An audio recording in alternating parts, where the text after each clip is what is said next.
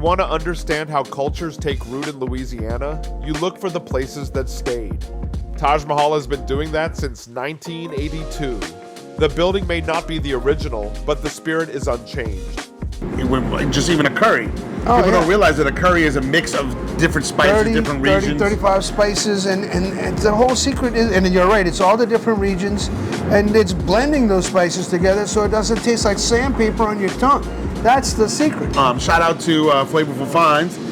She explained to me that, for instance, she learns from her mother, but at the same time, she has to court to her mother-in-law's flavors that she raised her son on. Absolutely. So she's creating a whole new flavor blend that gets passed on. So it's always different house to house, which is so cool, man. And it's the same way in India. Concept. It's absolutely the same way in India.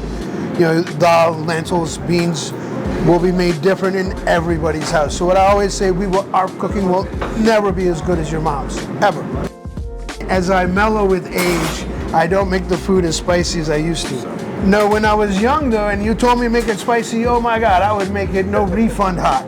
I would make it no refund hot. And that's what it was called, no refund hot. Refund hot, I love that. So I look at the waiter and go, hey, make sure he knows it's no refund hot. That's it, no refund hot. That's no refund hot right there. That is, that's how and today I don't make, I mean, unless you come 2 or 3 times and tell me it's not hot enough, Anjay, then I'm gonna make it no refund hot.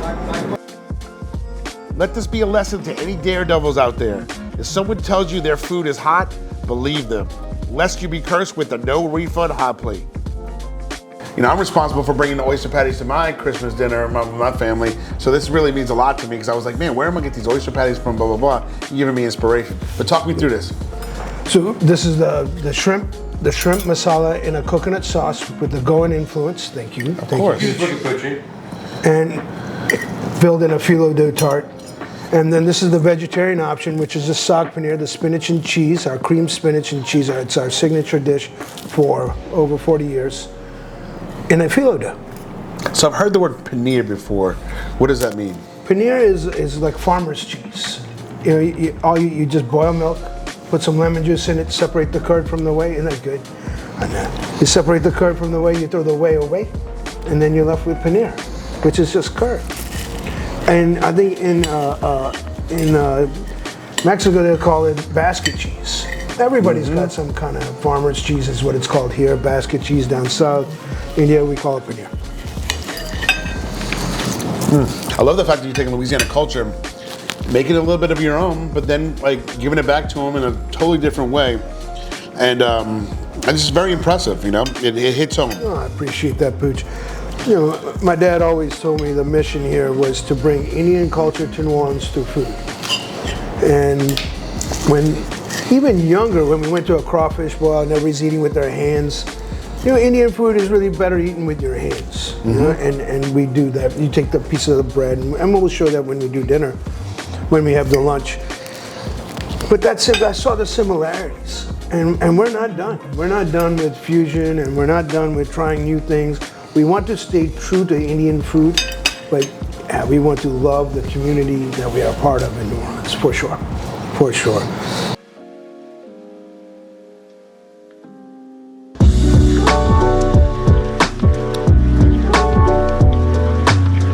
In Jefferson Parish, something interesting happens. Every cuisine eventually bends toward the soul of Southeast Louisiana. Warmer, more generous, more personal. Growing up in New Orleans, you're influenced by so many different things, and you learn to, I don't want to say reject your culture, but you learn to adapt and kind of not get things the way they were back home. No, that's quite true, Pooch. You're right. Then you go back home and you re-influence. What have you learned back home in India that you've applied now? You know, even whether it's lessons learned, flavors, whatever it may be. Going to India when I was 18. I went, I was a waiter in my dad's restaurant at 17, and everybody had all these questions about India.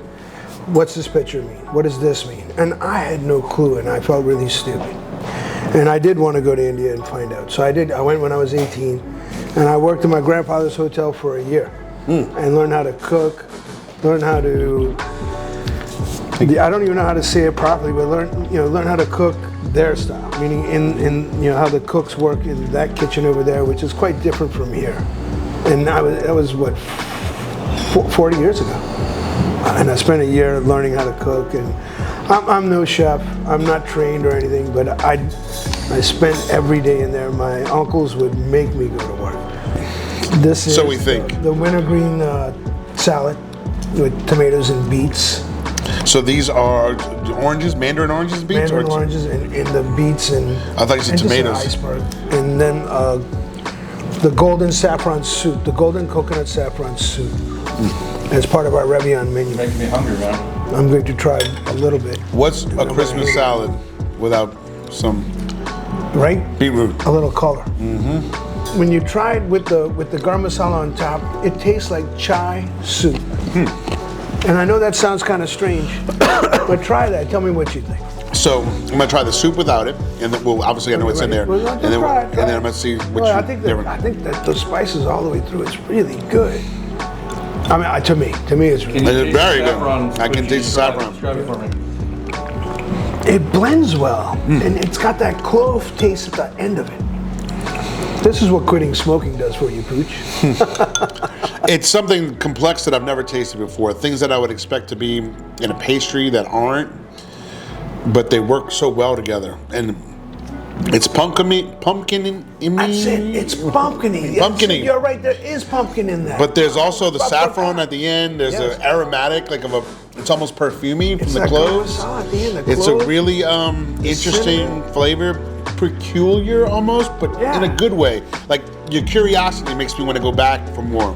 Yeah, and for how cold it is So right good, now. and how cold it is. But who ordered the cold? So floral Did you too. order the cold? Did you order this cold? I did actually. I want the 10 days or 5 days of snow from 10 inches of snow from last year. From last January. I you want that. it again Yeah, I right want now? again. Right I love it. The concept of naan goes back further than you may think, and the method in which they're made has very humble beginnings, of which these guys try to stick to the best they can. This is how we eat Indian food. You tear off a piece of bread, a piece of meat, a little bit of, you don't eat naan and rice together. They're both the vessel. We're in New Orleans, we can do whatever we want. Got you. So we can just break off a piece of lamb here. And you really want to eat with your right hand. Naan bread. It's basically the basis, it's the vessel for everything other than rice. But Yeah, you don't mix two carbs. it's a part of the culture though. Absolutely. And so tell us about the oven that you have here and how much of naan is part of your business. Oh man, we make, I would imagine 4,000 or 5,000 pieces of naan a month. The tandoor is a barrel-shaped oven. Used to be fired by charcoal.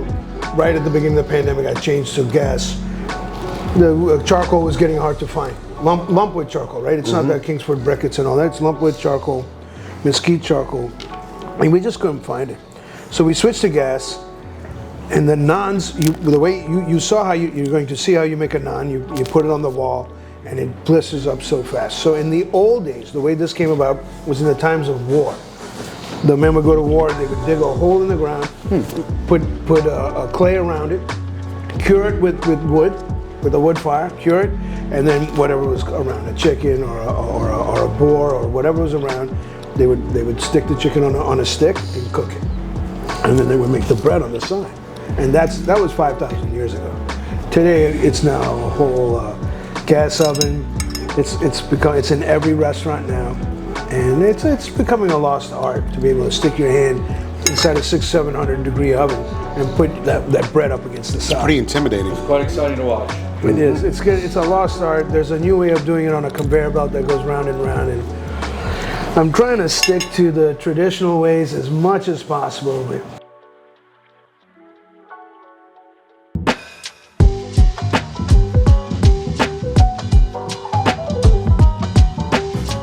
All right, so this is a chai Creme brulee. creme brulee. Just a play on it. And this is a rice pudding cheesecake with the gulab jamun on top. And you can see the graham crust at the bottom. So this is a rice pudding Cheesecake. cheesecake. With a gulab jamun is made from milk flour, and it's fried. It's like a milk donut. It's a fried milk donut, and then a graham crust at the bottom. I think we're not charging enough, Pooch. I don't think you charge enough, eh? I think you're right. I'm honored to be one of the cheapies. Yeah, no doubt, no doubt. And I'm grateful for everyone that comes. Yeah.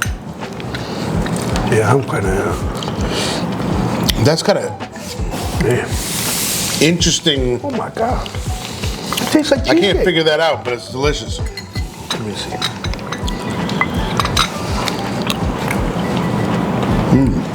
Oh, he's made chai, Into a creme brulee. and then how did he thicken it up? What thickens up a creme brulee? Custard. Custard. Yeah, that's right, custard. That's it. That's all it is. I gotta get him a torch to burn the sugar on it, Pooch. Delicious. That'd be perfect. That's a chai creme brulee. I should have tried all this a while back. Look what you learn when you come to Old Metairie, guys. No doubt. Yeah. Look at it. Well, cheers to you and your family. If it wasn't for you guys, we wouldn't have a lot of There'd be the no restaurants out Indian here right now in Louisiana were getting Michelin recognition. So you guys set the way and paved the road, I guess you would say, for these guys to be successful. And I'm sure I'm speaking on behalf of all of them when I say thank you, brother. I appreciate you, Pooch, and Thank you for having us in I do. I appreciate the in your home. I really do. That was my father's dream, was to bring Indian food here. It really was. He did a damn good job, and he raised a good man. Thank you, Pooch. In a world moving faster every day, places like this matter. So when you find one, tip well. You're not just paying for dinner, you're honoring the generations that carried it here.